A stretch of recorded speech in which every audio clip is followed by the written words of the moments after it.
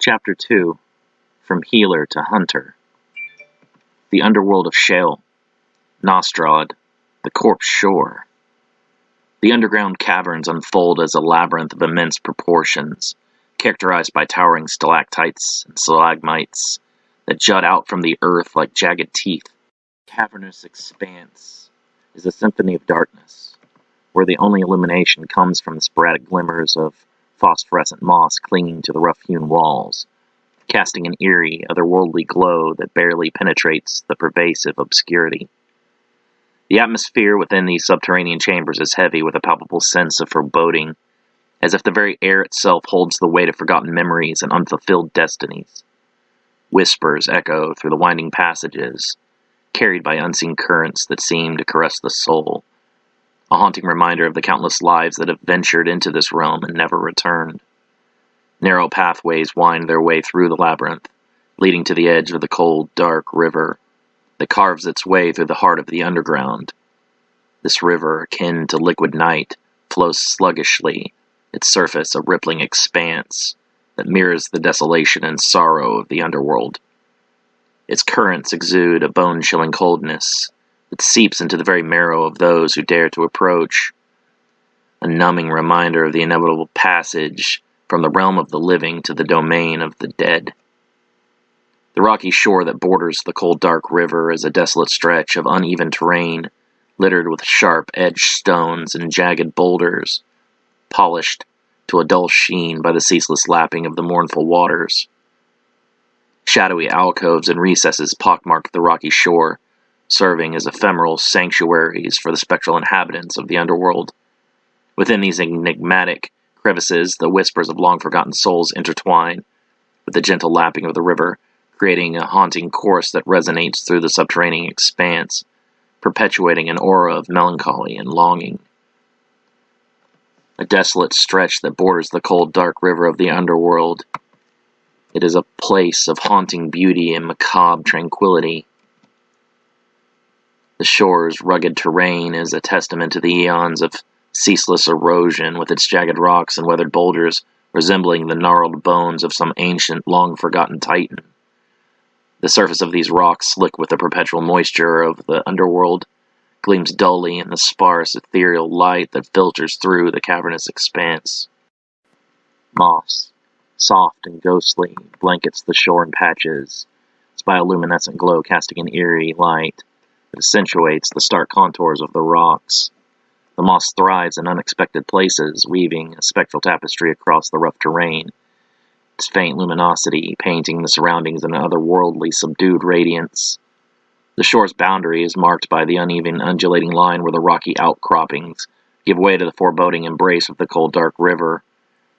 Here the waters lap gently at the shore, creating a soft, rhythmic symphony that resonates through the hollows and the alcoves, as if the river itself is murmuring an ancient lament for the souls it carries. Glistening pebbles polished smooth by the ceaseless caress of the river's currents line the water's edge, forming a transition between the rugged, imposing rocks and the ethereal fluidity of the cold, dark river. These pebbles, some shining faintly with a subdued iridescence, seem to capture and reflect the forlorn essence of the souls that once traversed this desolate shore. As the murky waters of the cold, dark river gently deposit the soul of the man once known as the Doctor onto the desolate shore, a flicker of awareness stirs within him, an ember of consciousness that defies the embrace of oblivion. His essence, though shrouded in a veil of confusion and amnesia, resonates with a tenacious sense of self, as if an indomitable willpower burns within, refusing to yield to the finality of death. The Doctor's spirit, clad in ethereal remnants of a long-forgotten existence, awakens to the haunting whispers that weave through the cavernous expanse, carrying the echoes of countless lost souls. His gaze, though clouded with uncertainty, reflects a glint of determination that belies the uncertainty of his circumstances. Memories flit just beyond the edges of his consciousness, teasing him with fragments of the life once lived, yet the circumstances of his demise remain veiled in the impenetrable mist of the underworld. His first steps on the rocky shore are hesitant, as if testing the solidity of the ground beneath him. and yet with each tentative movement, an unyielding resolve takes root within his being. Despite the overwhelming aura of desolation and resignation that permeates the Nostrad, the doctor's spirit remains steadfast, an anomaly of defiance in a realm that demands acquiescence. Moments of doubt flicker across his countenance, intermingled with flashes of determination and resolve. A sense of duty ingrained deeply within his essence tugs at the fringes of his consciousness, urging him to unravel the mystery of his own demise and to seek a path that defies the boundaries of the afterlife. With every passing moment, the memory of his former life begins to coalesce, revealing glimpses of a relentless quest to heal, to save, to mend the broken and the lost. Despite the lingering uncertainty that shrouds his recent past, the doctor's spirit kindles a fierce determination to defy the confines of this desolate realm, to chart a course through the enigmatic currents of the underworld, and to reclaim the fragments of his identity scattered among the shadows. With each step forward, his resolve strengthens, an unwavering beacon amidst the somber expanse of the Nostrad, signaling a refusal to succumb to the hushed whispers of resignation and embrace the finality of the afterlife. "You are dead," the ferryman Urshanabi says from the darkness of the river Styx. Amidst the chilling mist that hangs heavy over the cold, dark river, the ferryman awaits, a spectral figure cloaked in tattered robes that seem to absorb the very essence of light. His form is hunched and twisted, his features obscured by the deep shadows that dance malevolently across his weathered countenance. Eyes like smoldering coals peer out from the depths of his hood, glowing with an unsettling intensity that seems to sear through the very soul of any who dare meet his gaze. His bony fingers, gnarled and elongated, clutch at the oar of his boat, an ancient vessel that creaks and groans with the weight of countless souls it has ferried across the dark waters. The boat itself appears to be a macabre fusion of decaying wood and shadow, its structure warped and contorted as if molded by the anguish of the departed. Tendrils of mist curl around the boat's hull, giving it an ethereal quality that shifts and undulates with a sinister life of its own. Upon closer inspection, the ferryman's boat reveals its true ghastly nature. Rotted planks, slick with the residue of forgotten souls, exudes a sickly odor of decay and despair, while the vessel's sides are adorned with strange, indecipherable runes that seem to writhe and twist, casting an eerie glow that illuminates the river's surface with an otherworldly radiance. The water that laps at the boat's edges is a stagnant, viscous sludge, its surface marred by ghostly reflections that distort and contort the visages of the dead. The ferryman's breath, a rasping exhalation that echoes through the cavernous expanse, carries the weight of centuries of desolation and sorrow, filling the air with a palpable sense of dread that seeps into the bones of any who draw near. His voice, when he speaks, is a haunting whisper that resonates with the echoes of 1,000 tormented souls, each syllable dripping with a chilling finality that reverberates through the very fabric of the underworld. As the ferryman's boat drifts soundlessly along the river's surface, the surrounding shadows seem to coalesce and converge, enveloping the vessel in a shroud of impenetrable darkness that blots out the feeble light struggling to penetrate the subterranean gloom. "You have but one choice remaining, and then you will resign yourself to your eternal fate," Urshanabi says. As the ferryman's boat glides to a hesitant halt, a bone-chilling silence descends upon the corpse shore, broken only by the hollow thud of an anchor plummeting into the murky depths of the cold, dark river. The anchor, a grotesque emblem of the ferryman's own desolate existence, emerges from the depths with an unsettling grace, its form a grotesque fusion of rusted iron and skeletal remains, forged from the remnants of lost souls and imbued with the malevolent energy of the underworld. The anchor appears as a twisted conglomeration of ethereal chains and jagged, rusted metal. Each link in the chain seems to writhe and slither with a life of its own, emitting a faint ghostly aura that pulsates in time with the tortured heartbeat of the river. The anchor's flukes, sharp and serrated, bear the scars of countless struggles and battles fought against the haunted waters of the river Styx. "I refuse," the doctor growls. Memories of the remnants he encountered beneath Brighton begin to return to his mind. The thirst for greater power stirs within him once more. I know now how to become stronger than I ever could as a mere man. Urshanabi grows irritated. This is not the beginning of some journey for you. This is the end of your path, mortal. That is a lie. I have seen the truth. The creatures called revenants continue to thrive after death, feeding upon the life energy of humans and each other. Through hunting and killing, they continuously evolve. Yes, this is what I have always sought. A path to unlimited power. The doctor grins, feeling the strength returning to his hands as his spiritual body becomes tangible. There is no ceiling to stop me, no blockade to prevent me from reaching all new heights. The doctor envisions himself slaughtering other revenants until he stands atop a mountain of grotesque corpses. You are defying the natural order, Urshanabi says. All mortals must face judgment after death and receive their fate. Now accept what cannot be changed. You will only make things more difficult the longer you stay here on the Nostrad. As the ferryman's chilling whispers beckon the doctor toward the foreboding vessel, the doctor stands resolute, a defiant figure amidst the desolation of the Nostrad corpse shore. With an unwavering determination burning within him, he raises his gaze towards the shadowy expanse of the underworld and declares in a voice that resonates with a newfound resolve his intent to shun the tranquility of the afterlife and embrace a path of defiance and conquest. I will not yield to the darkness, the doctor proclaims, his words a solemn oath that reverberates through the cavernous expanse. I will not just be another lost soul drifting into oblivion. Instead, I will forge my own fate, drawing strength from the very essence of those who have succumbed to the shadows. I will become a true god of death.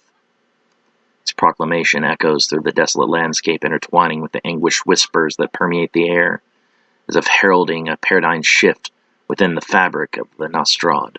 The doctor's spirit, though shrouded in the uncertainty of his past, ignites with a newfound determination, his resolve a beacon of defiance that pierces the oppressive gloom. With each step away from the ferryman's boat, the doctor's spirit resonates with newfound energy, a manifestation of his unwavering will to transcend the confines of the afterlife. His gaze fixates on the specters that flit through the shadows, their ethereal forms flickering with the remnants of their former strength. Magical city within the astral realm, Endelgian. The barracks of the Knights of Solomon, a bastion of martial discipline and unwavering dedication, stands as a reminder of the enduring legacy of Endelgian's stalwart defenders. Constructed from a seamless fusion of fortified stone and enchanted crystal, the barracks exudes an air of austere grandeur and martial sophistication. Its towering spires and formidable architecture, serving as a physical manifestation of the Knights' resolute commitment to the protection of the mystical city and its denizens. Within the barracks, a carefully organized armory hums with the soft thrum of latent magical energy. Its expansive halls lined with the rows of traditionally and magically crafted weaponry and intricately designed suits of enchanted armor, shields adorned with ancient sigils and intricately wrought swords, each bearing the mark of artisanal craftsmanship and protective enchantments, stand at the ready, a sign of the Knights' unwavering dedication to the preservation of Endelgian's sanctity and their perpetual vigilance, required to repel the encroaching darkness that looms beyond the city's protective boundaries. The training grounds, nestled within the sprawling courtyard that encircles the barracks, echoes with the resolute clang of sword against shield and the thunderous footsteps of the knights as they undergo rigorous combat drills under the watchful eye of 4th Seat Tapia Zaner. Their movements, a seamless blend of martial prowess and enchantment-infused techniques, speaks to the disciplined training and unwavering dedication that defines the knights' tireless pursuit of perfection and the vigilant defense of Endelgian's timeless legacy. The clashing of steel and the resolute thud of combat boots against the ground, the knights immerse themselves in a symphony of martial prowess and disciplined coordination, their movements fluid and precise as they engage in a series of intricate combat exercises and strategic simulations designed to sharpen their reflexes and fortify their mental acuity. Shields adorned with ancient sigils enchanted to withstand the most formidable of magical assaults deflect the relentless barrage of simulated attacks, each parry and counterstrike executed with an unwavering focus and a commitment to the principles of defensive precision and strategic foresight. Amidst the orchestrated chaos of combat, the knights demonstrate a profound understanding of tactical coordination and cohesive unity, their maneuvers synchronized with the precision of a well-oiled machine as they navigate the intricacies of defensive formations and offensive assaults. Zahner's commanding presence serves as a source of inspiration and unwavering discipline, guiding the knights through the complexities of strategic engagement and the delicate balance between martial prowess and the subtle nuances of magical combat. Throughout the day, the knights undergo a series of rigorous training exercises, each meticulously designed to challenge their physical endurance and mental fortitude, pushing them to the very limits of their capabilities. Under the tutelage of Zahner, a revered figure within the ranks of the Knights of Solomon, the aspiring defenders of the city engage in a rigorous regimen of combat training and strategic coordination, their every movement guided by the seasoned expertise and disciplined mentorship of their esteemed instructor. She is a figure of unwavering discipline and battle-hardened resilience within the bustling confines of Endelgian's barracks. Her commanding presence, forged in the crucible of countless battles and tempered by the fires of unwavering dedication, serves as a beacon of inspiration and martial prowess for the aspiring defenders under her tutelage.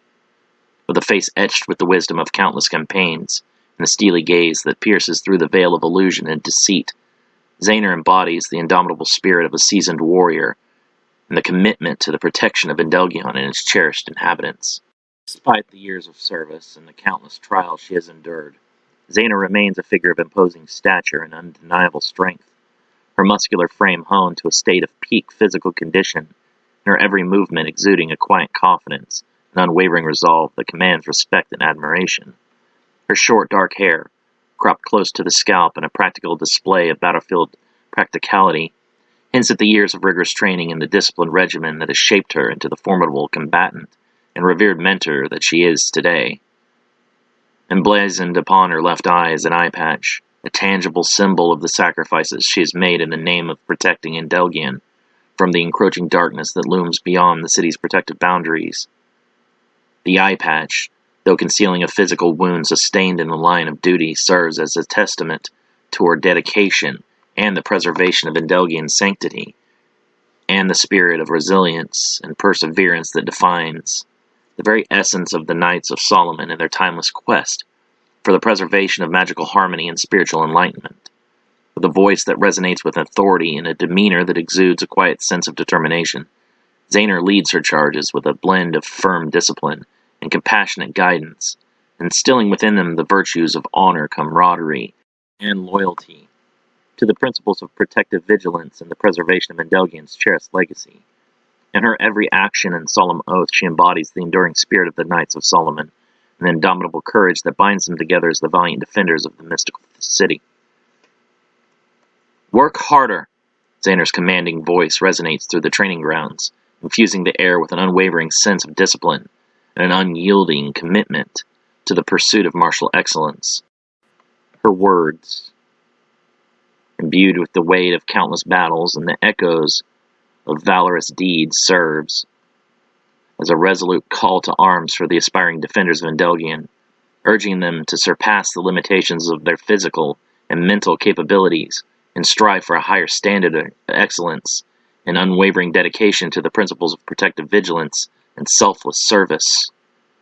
You are not pushing yourselves enough, she reiterates, her gaze sweeping across the courtyard with an intensity that leaves no room for doubt or hesitation. The sanctity of Endelgion demands nothing less than your utmost dedication and resolve. Each strike, each parry, must be executed with the precision of a master craftsman and the determination of a warrior defending their homeland. There is no room for complacency or mediocrity within these walls. You must rise above the limitations of your physical form and embrace the boundless potential that lies within your indomitable spirit. With a fierce determination burning within her one visible eye, Zahner embodies the very essence of resilience and commitment. Her every word a clarion call to action and a testament to the enduring legacy of the Knights of Solomon. If you have anything left to give at the end of the day, she declares with unflinching conviction, then you haven't worked hard enough. Each drop of sweat, each ache in your muscles, must serve as proof of your dedication to the protection of this hallowed city and the cherished legacy that it represents. Embrace the challenges before you with a steadfast resolve and a commitment to the pursuit of excellence and spiritual enlightenment. As the knights absorb Zayner's impassioned words, a renewed sense of determination and camaraderie washes over the training grounds, fusing the air with a palpable sense of purpose. With their spirits rekindled and their resolve steeled by Zayner's resolute guidance, they resume their drills with a renewed sense of pride in their training. As Zayner's impassioned exhortation lingers in the air, third seat Tanjiro Tamagai steps forward, his countenance a reflection of measured concern and the steadfast commitment to the well-being of the knights under their shared tutelage. Tanjiro embodies a striking fusion of disciplined grace and unwavering resolve that speaks to his commitment to the principles of excellence and compassionate mentorship. He exudes an aura of quiet strength and resolute determination, his every movement infused with the timeless elegance and understated nobility that defines the very essence of his revered position in ancient ancestry. Tanjiro's proud lineage traces its roots back to a noble family of revered samurai, whose unwavering commitment to honor, discipline, and the timeless pursuit of excellence has shaped the very fabric of his character and the spirit that defines his every action and solemn oath.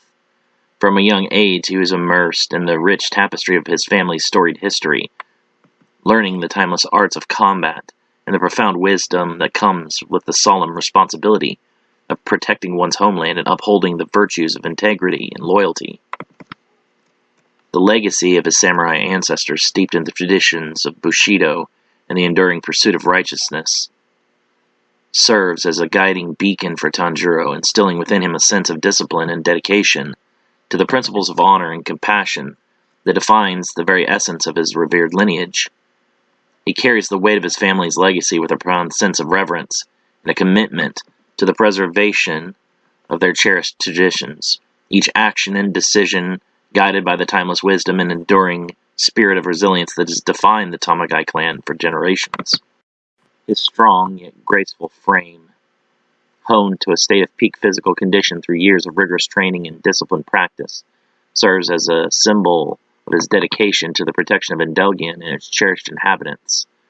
The subtle yet defined contours of his features bear the mark of a seasoned warrior, each line etched with the wisdom of countless battles and the enduring spirit of resilience that has shaped him into the revered mentor, formidable defender that he is today. Tanjiro's dark obsidian hair, meticulously styled in a traditional manner that pays homage to the cultural heritage of his Japanese ancestry, frames his noble visage with an air of timeless sophistication and refined elegance.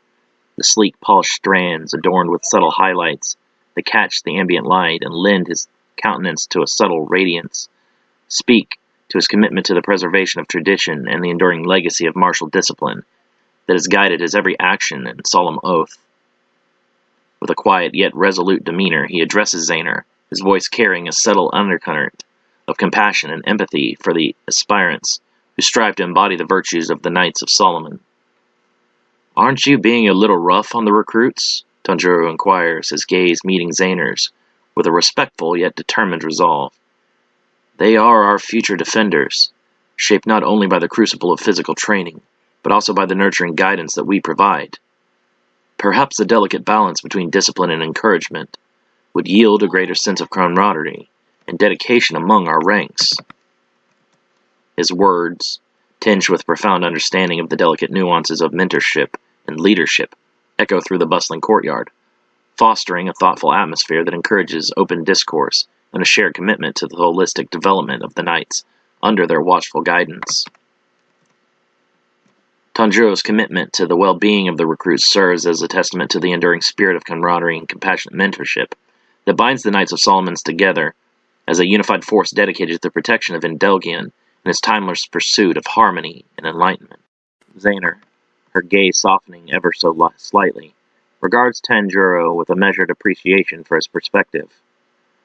"You speak wisdom, Tanjiro," she concedes, her voice carrying the weight of tempered experience and the profound sense of camaraderie that binds them together as stalwart defenders of the mystical city.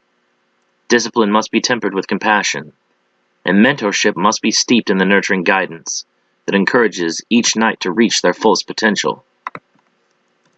I know that you're trying to forge them into powerful soldiers, but the knights are more than just tools for war, Tanjiro says.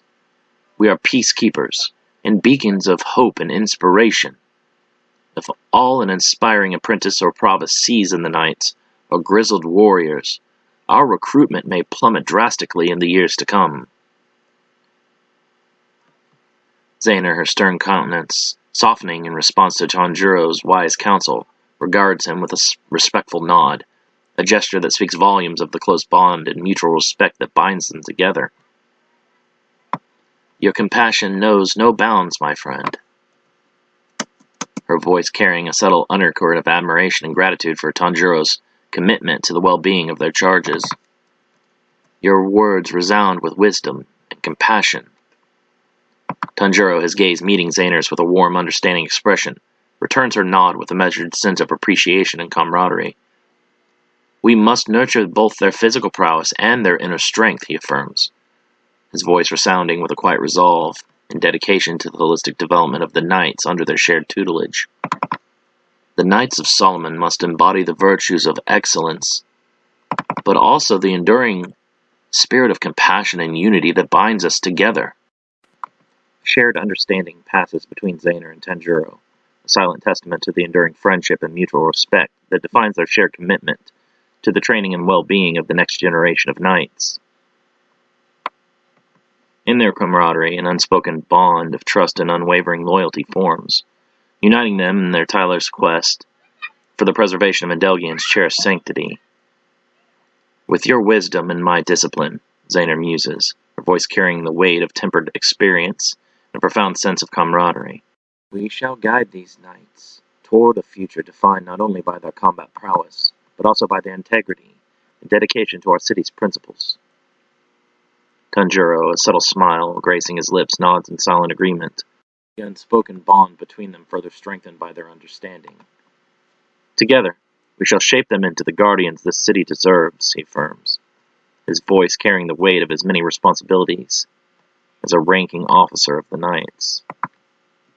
James Rector, the jovial sixth seat of the Knights of Solomon, interjects with a warm chuckle that echoes through the bustling courtyard, infusing the air with a light-hearted camaraderie and a sense of joviality that serves as a welcome respite from the rigors of their daily training regimen.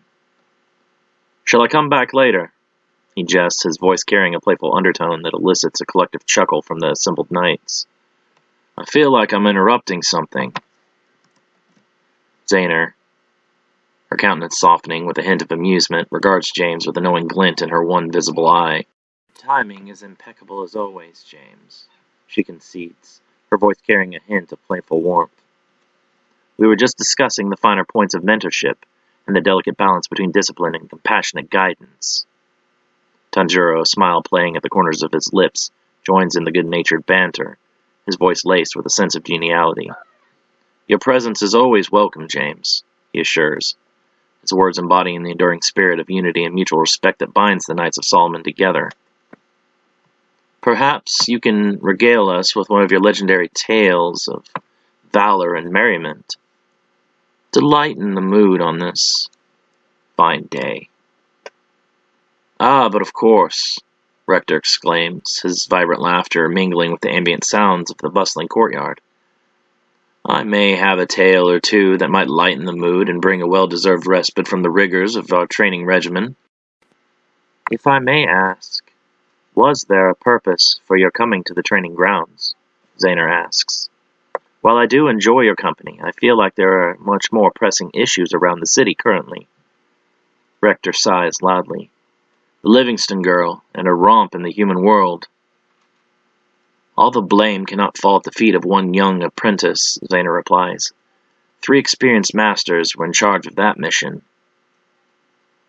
The elders are investigating what went wrong, whether it was poor judgment or unforeseen circumstances, I cannot say. All I do know is that their mission went south in a horrible way, Rector says. I cannot believe that Master King is actually dead, Tanjiro whispers. He was an exceptionally talented and powerful warrior. How could anyone have defeated him? By all accounts, the man they fought in the human world, the so-called doctor, was a threat beyond anything we've encountered in decades. Master Fordron said that he dwarfed even Scrimauer in strength, Rector says. Is that even possible? Zaner whispers in disbelief. How could anyone be that powerful? And he wasn't even a magic user, Rector adds. His strength came through the physical enhancement of his own body and the granting of supernatural abilities. It seems that he was a foe no one was adequately prepared for. Zaner looks out at her newest class of recruits as they continue their sword drills in the courtyard. How are we going to prevent this from happening again in the future? We cannot let Master King's death not at least serve as a lesson in preparedness. Tanjiro nods. We will come up with something. Lucky for us, Apprentice Livingston and Provost Yim were able to kill the doctor, Rector says. After he was able to kill Master King, he was defeated by a provost and an apprentice? Rector nods. If what they have reported is indeed true, we may have a few diamonds in the newer classes. They will require proper guidance and instruction if we wish for them to avoid the path of many other gifted youths. Having so much power at a young age does not turn out well for some. I would hate for another rogue to be created when it could be so easily avoided, Zaner says. You'll have your work cut out for you if you wish to shape at least the Livingston girl's path, Rector says. Masters Fordron and Doyle already seem to be in a tug-of-war with her future learning. That is unfortunate, Tanjiro sighs. They should be working together, not against each other. All they're going to do is push her away. Sheol, the underworld. The caverns connecting the Nostrad to the Yetzira. The spirit of the Doctor, a luminous echo of his former self, navigates the treacherous depths of the dark caverns that wind their way through the heart of the underworld. Bathed in an ethereal aura that flickers and dances with an otherworldly radiance, he moves with a sense of purpose and determination, his incorporeal form pulsating with a hunger that transcends the boundaries of his former existence. As he traverses the winding passageways and shadowed alcoves, the Doctor's essence resonates with an insatiable hunger to consume the vibrant energy that permeates the very fabric of the underworld. His ethereal form pulses with an iridescent desire, drawing him toward the faint whispers and distant echoes of other animal-like spirits that linger within the labyrinthine depths of the caverns. With each encounter, the Doctor's luminescence flickers and swells, and his incorporeal form pulsating within an otherworldly intensity as he consumes the residual energies of the wayward spirits that cross his path. A sense of primal power surges through him, infusing his spectral being with a newfound vitality and an insatiable thirst for the vibrant essence that lingers within the shadows. As the echoes of his past life grow dimmer and the hunger within him intensifies, the Doctor's spirit pulses with an ethereal radiance that speaks to the profound transformation taking place within his essence. With each consumed spirit, he gains a deeper understanding of the intricate interplay between life and death, his form shifting and coalescing with an otherworldly brilliance that hints at the profound depths of his newfound strength and the boundless potential that lies within his being. Yes, the Doctor whispers to himself, trembling. Even in death, I truly can attain more power. The Doctor's whispered words echo through the darkened expanse of the underworld, his luminous form trembling with an otherworldly resonance that speaks to the profound realization dawning within his spectral essence. As the essence of the consumed spirits courses through him, an ethereal aura of newfound strength and clarity envelop him, each pulsating wave of energy resonating with a sense of purpose and an insatiable hunger for the boundless power that awaits him in the depths of the afterlife. I can feel their lives flowing through me, he murmurs, his voice tinged with a mixture of awe and primal satisfaction. Even in death, the very essence of life is mine to command. to wield as a beacon of untold strength and unearthly vitality. This power, this transcendence, it is the accumulation of all of my studies and endeavors, proof of the enduring spirit of exploration and the relentless pursuit of knowledge that has guided me through the annals of time. With a profound sense of clarity and determination, the Doctor's form is constantly evolving and taking on the characteristics of the spirits it consumes. With each spirit added to his own, the Doctor becomes less his former self, and more an entirely new being born in the darkness of the underworld. It is just as I theorized, he affirms, his voice resonating with a certainty that transcends the limitations of mortal understanding. This ethereal form is the conduit through which I shall surpass the boundaries of flesh and ascend to unparalleled heights of unearthly power and infinite knowledge. With a resolute conviction and a commitment to the pursuit of boundless strength and enlightenment, the Doctor's spectral essence pulsates with an otherworldly radiance that speaks to the enduring spirit of exploration and the timeless quest for the transcendence of mortal limitations. In the labyrinthine depths of the underworld he stands as a testament to the indomitable nature of the human spirit and the enduring legacy of relentless ambition that drives him to defy the confines of death and embrace the boundless potential that awaits him in the uncharted territories of the afterlife. Rockland, Indiana. As the first week of December descends upon the Rockland High School, a wintry chill hangs in the air, accompanied by the faint scent of pine. Inside the school, the hallways are adorned with festive decorations, colorful paper snowflakes dangling from the ceilings and twinkling string lights, adding a touch of holiday cheer. Rusty Rigsby emerges from his classroom, a cloud of warmth trailing him as he steps into the slightly chilly corridor. He adjusts his thick-knitted scarf and zips up his winter coat, the sound of his boots echoing softly on the tiled floor. Spotting his friends at their usual meeting spot near the lockers, Rusty quickens his pace, his breath visible in the crisp air. The others, Chris, Redhawk, Garcia, Miller, and Derek, along with his girlfriend Amy, are already exchanging stories and laughter, their breaths forming misty clouds in the cold air. The sounds of holiday jingles from a nearby classroom seep through the hall, adding to the festive ambience. With rosy cheeks and bright eyes, the group of friends, bundled in scarves and jackets, share excited plans for the approaching winter break, their voices filled with anticipation and warmth amidst the wintry backdrop. "Hey, what's up, everyone? Ready for the weekend?" Rusty asks, approaching his friends. Chris is the first to greet him, closing his locker. "Definitely. I heard they're setting up the ice rink downtown. We should totally go." "Yeah, and then we can grab some hot chocolate at that new place Amy's been telling me all about," Rusty says. "Oh, for sure. They have the best peppermint hot chocolate. You guys will love it," Amy says excitedly. "I can do peppermint," Garcia says. "But it isn't my favorite herb, if you know what I mean." Rusty rolls his eyes. "Yeah, we all know what you mean, Stoner." Garcia shrugs. "I like to party, what can I say?" "I'm up for that. It's been forever since we had a good skate. Remember the last time we went? Miller kept slipping all over the place," Chris laughs. "Hey, that wasn't my fault. The skates were too big. This time, I'll make sure I get the right size," Miller says, embarrassed. "Too big?" Redhawk asks, surprised. "I didn't know they made skates in size Yeti." "They were 12s. I needed 11.5s, Miller adds. "Ogre," Redhawk mutters under his breath with a laugh. "It sounds like a plan. And after that, maybe we can head over to my place and have a gaming night. I just got the new Galactic Quest expansion," Derek says.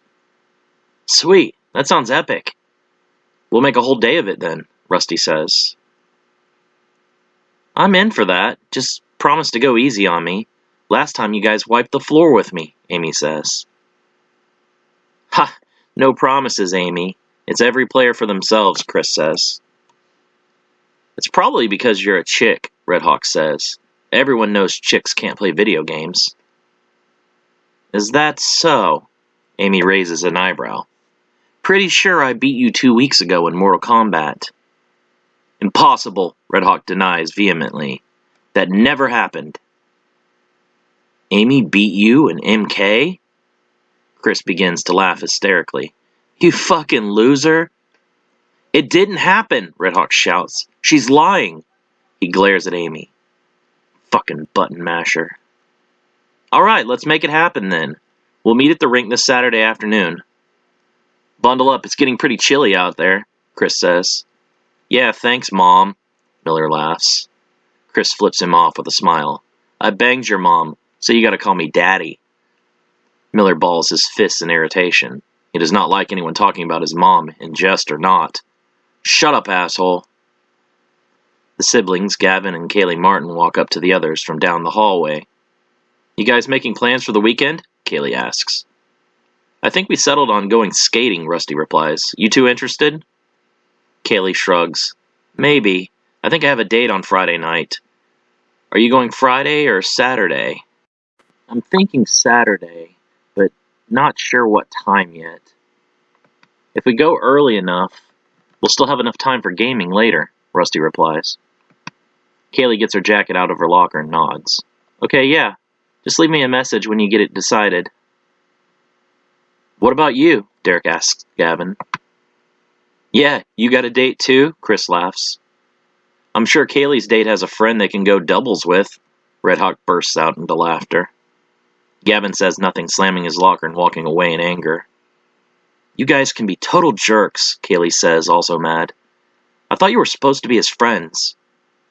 We are? Chris says, confused. We all rip on each other. It's just what guys do. Well, ease off my brother, would ya? Kaylee asks. He gets it enough from the jocks and preps that he doesn't need it from his so-called friends, too. The guys feel bad, hanging their heads in shame. I'll swing by his house when I get home and smooth things over, Derek says. No worries. I'll convince him to come along and have a good time with us, and he won't have the time to think about being picked on. Miller sighs loudly. I miss Jake. He wouldn't have let those asshats mess with Gavin. Every time they tried, he beat the brakes off them. And look at where that got him, Amy cuts in. We can't handle things the same way Jake did. Violence can't be our only solution. Rusty nods. Most of those guys will graduate this year and we'll never see them again.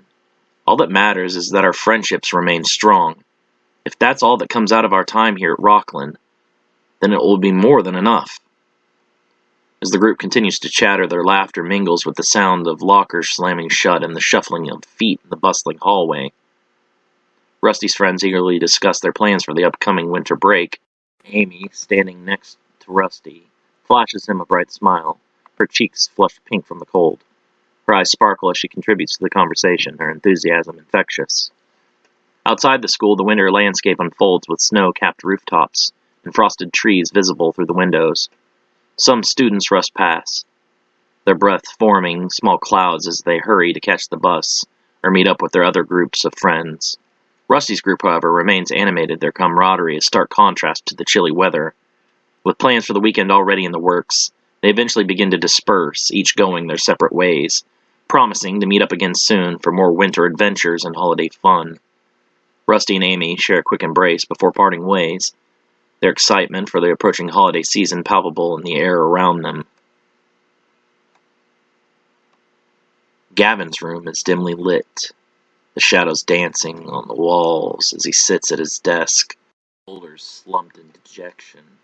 The faint sound of laughter from the other students coming home off the bus echoes in his ears, a stark contrast to the heavy silence that envelops his room.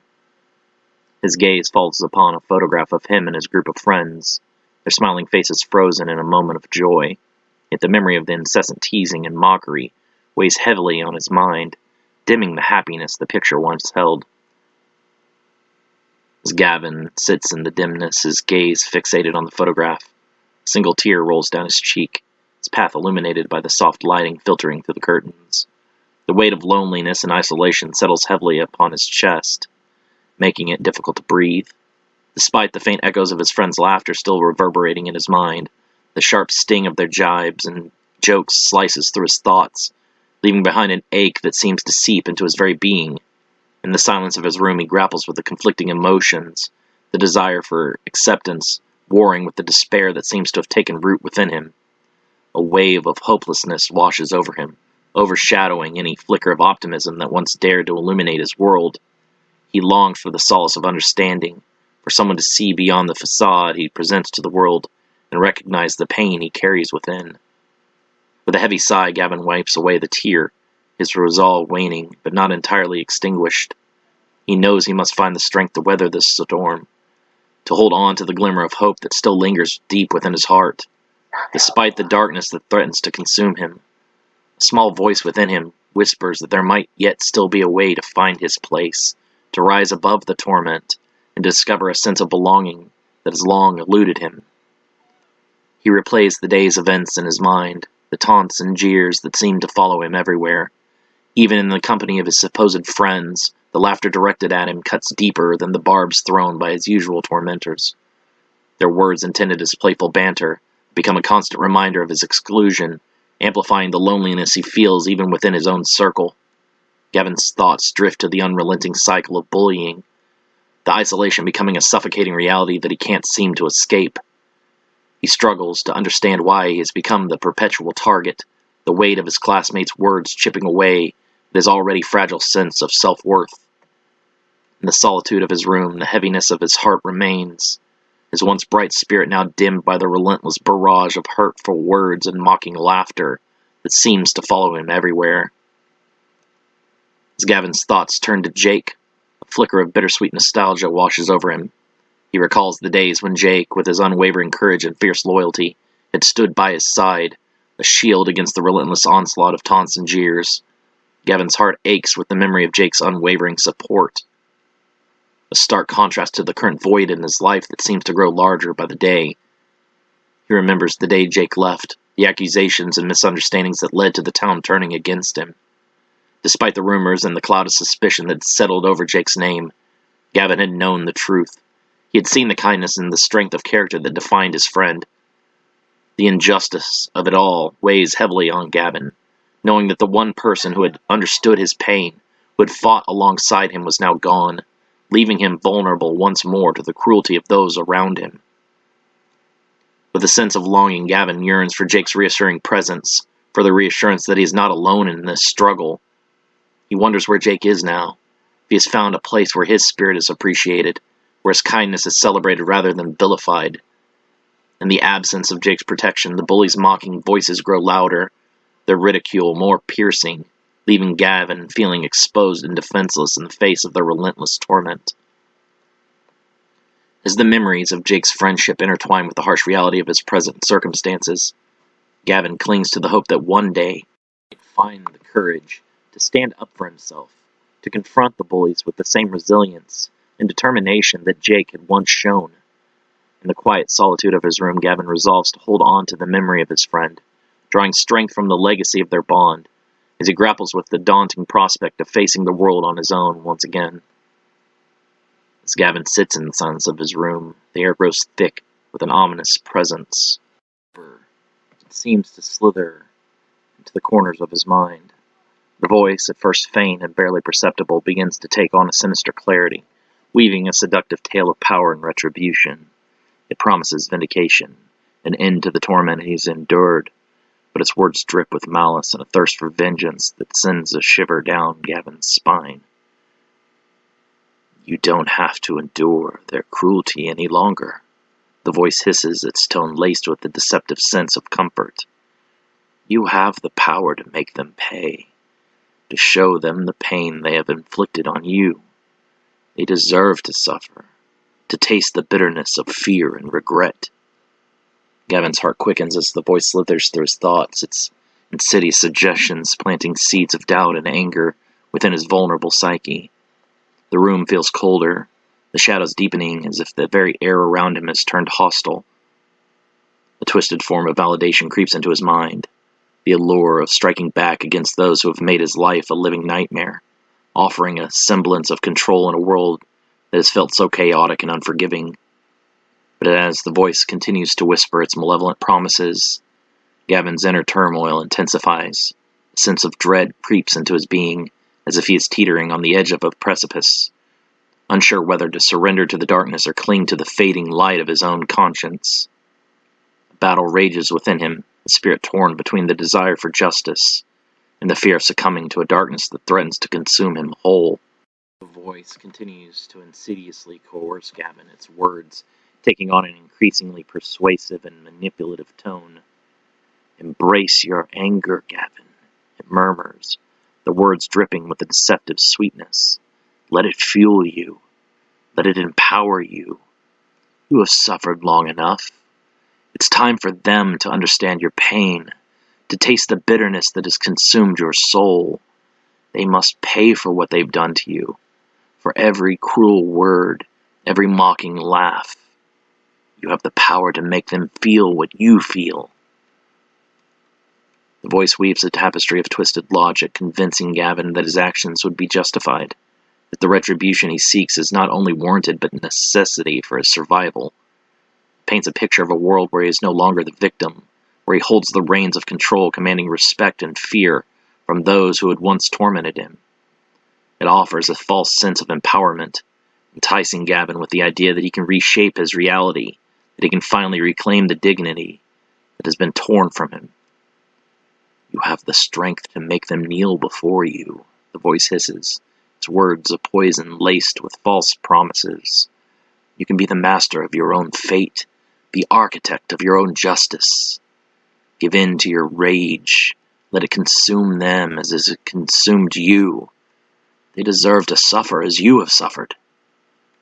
With each word, the voice seeks to erode the barriers of Gavin's resistance, tempting him with the illusion of control in a world that has left him feeling helpless and alone. It preys on his vulnerability, exploiting the deep-seated wounds that have festered within him as it continues to whisper of the power he could wield if only he would give in to the darkness. The voice's tone grows more urgent, its words laden with a desperate fervor as it seeks to prey upon Gavin's vulnerabilities and insecurities.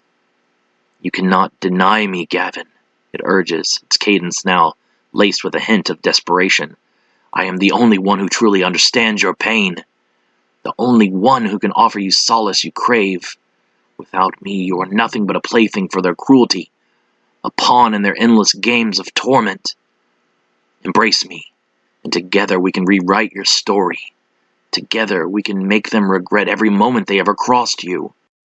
It paints a bleak picture of Gavin's future without its guidance. A life condemned to perpetual suffering and humiliation at the hands of its tormentors.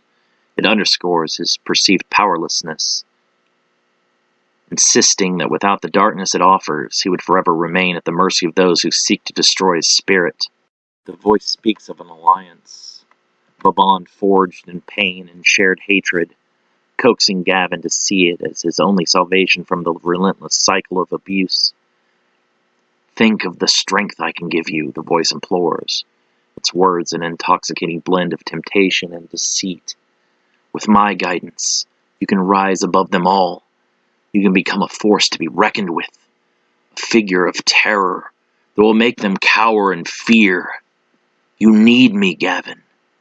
Embrace me, and you will never be vulnerable again." As the voice continues its relentless entreaties, Gavin feels the tug of its seductive promises, the allure of an alternate path that seems to promise an end to his suffering. The room grows suffocating once more, the shadows deepening as the voice's persuasive whispers threaten to envelop him entirely. Gavin's mind races, torn between the false security the voice offers and the faint but resilient whisper of his own conscience, the battle for his soul reaching a fever pitch in the confines of his darkened room. "This isn't real," Gavin whispers. "I'm losing my mind." "That would be so much simpler, wouldn't it?" the voice asks. "For all of the pain of this existence to be but a figment of your imagination. I'm sorry to break the truth to you, but it is all too real. Your pain, your suffering, is more real than anything else in this world, and it will never change. The few that have all the power maintain that power and keep it for themselves. They put their foot upon the throats of the unfortunate souls and keep them downtrodden and submissive. But I can raise you up to push that foot from your throat. Together, we will rip that power from their hands and show them what it truly feels like to be beaten and abused." Gavin's hands tremble as the dark voice persists, its promises of power and vengeance growing more compelling, weaving a tangled web of deceit and seduction around his thoughts. It whispers of the satisfaction that would come from seeing his tormentors cower from watching them taste the bitter fruit of their own cruelty. The idea of wielding authority over those who had belittled him for so long seems to offer a twisted sense of relief, a way to reclaim a fragment of the dignity that has been stripped away. But deep within him, a flicker of resistance remains, a small ember of conscience that refuses to be extinguished. It whispers of the dangers of embracing such malevolence, warning of the irreversible consequences that could ensue, not just for others, but for his own soul. Gavin's chest tightens as he grapples with the conflicting emotions, the weight of the darkness threatening to overwhelm him entirely. "Don't you want to make them pay?" the voice asks. "Make them pay for all the pain and suffering they have caused you. It isn't fair. It isn't fair for them to have everything while you have nothing but to spare. They have the looks, the popularity, the money, but what do you have? You have nothing because you are nothing. But together, we can be more than any of them could ever dream to be." As the demonic voice grows more insistent, its words twisting into a cacophony of malice and temptation, Gavin struggles to push back the tendrils of its influence. With a gasp, he clutches at his temples, fighting against the invasive presence that seeks to consume his every thought. His breaths come in ragged bursts, each one a battle against the encroaching darkness that threatens to shroud his very being.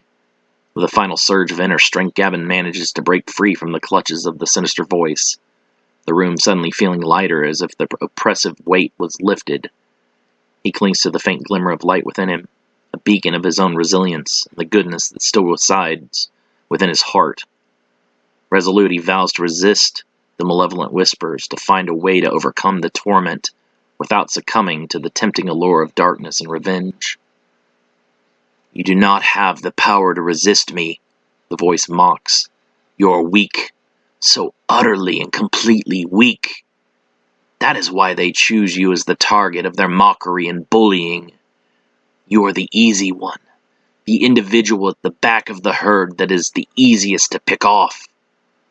Gavin feels the room closing in on him, the weight of the voice's persuasion, threatening to engulf him in its suffocating embrace.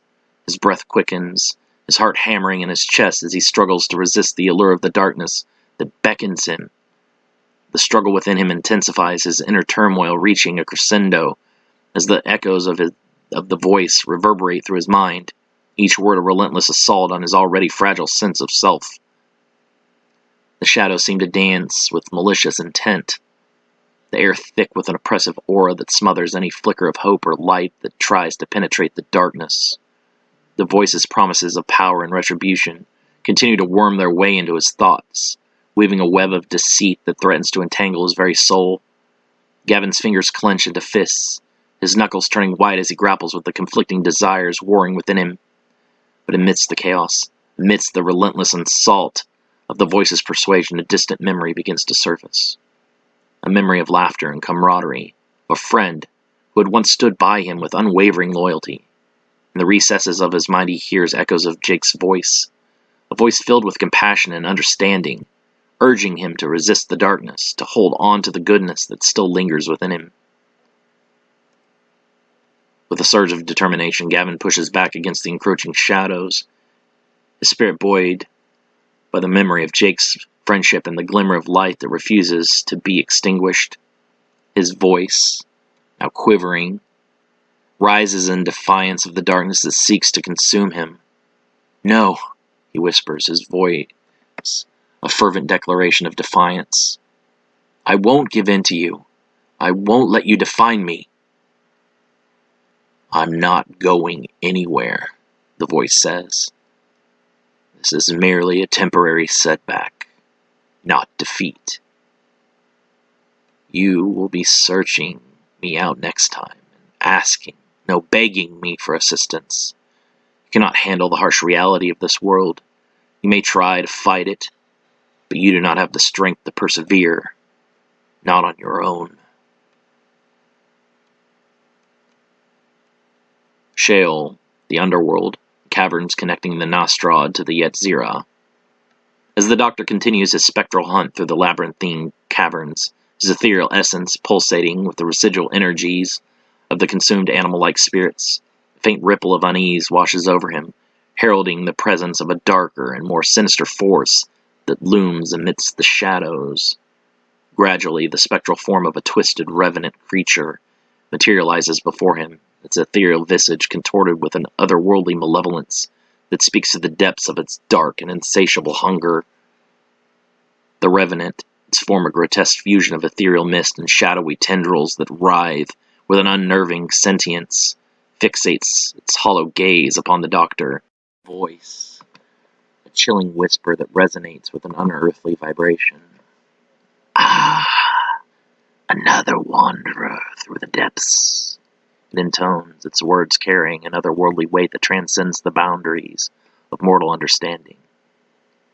You too seek the essence of the departed, the very force that binds all within this realm.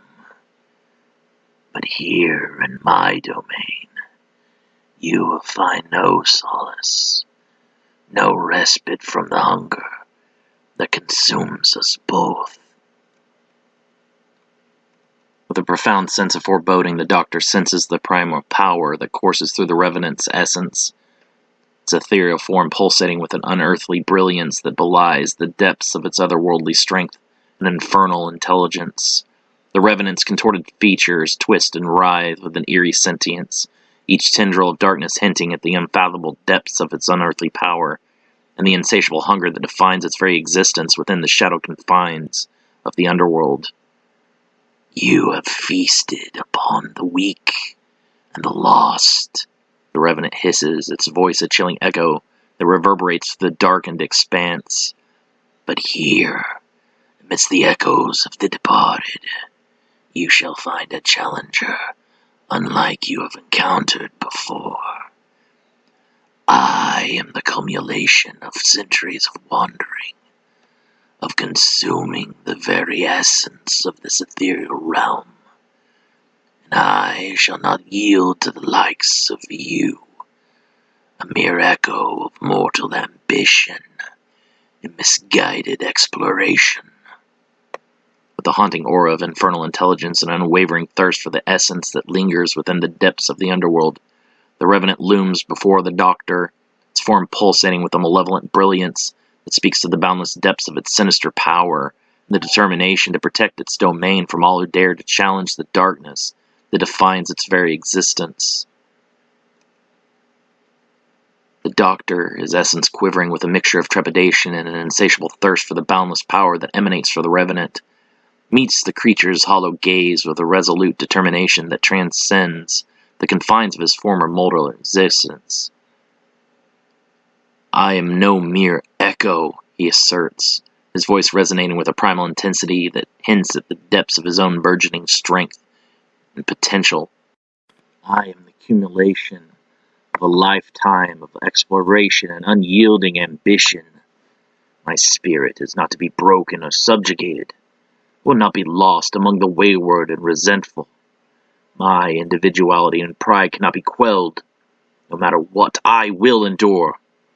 As the Doctor's luminous form pulsates with an ethereal brilliance that belies the intensity of his inner resolve, he meets the Revenant's malevolent gaze with a sense of purpose. Spectral essence, resonating, the boundless determination to claim the essence that courses through the depths of the underworld. I shall not yield to the darkness that consumes us both, he proclaims, his voice carrying the weight of unspoken defiance.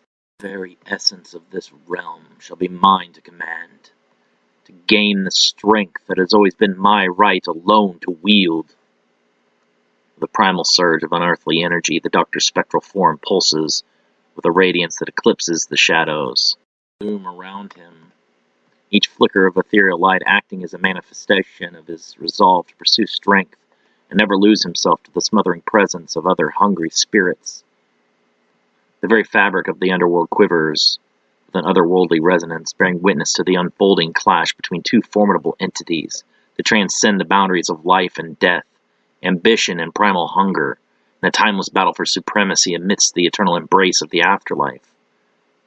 As the Doctor harnesses the abilities of the monsters and creatures he had grafted onto his mortal form and life, the Revenant channels the dark powers of the undead, weaving a fusion of ethereal darkness and undead might that seethes and writhes with an infernal intensity. The Doctor unleashes a torrent of spectral energy imbued with the traits of the various creatures he has assimilated in life. With a flicker of ethereal light, he harnesses the strength of the Fomorian giants and the flames of the Zemu dragonkin, their fiery breath and resilience coursing through him, granting a fleeting glimpse of their timeless power and majesty.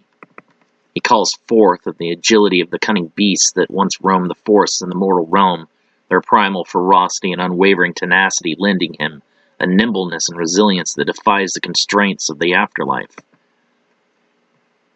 In response, the Revenant, its contorted form pulsing with an infernal brilliance that eclipses the shadows around it, summons the dark powers of the undead, weaving tendrils of darkness that writhe and lash out with a malevolent intensity.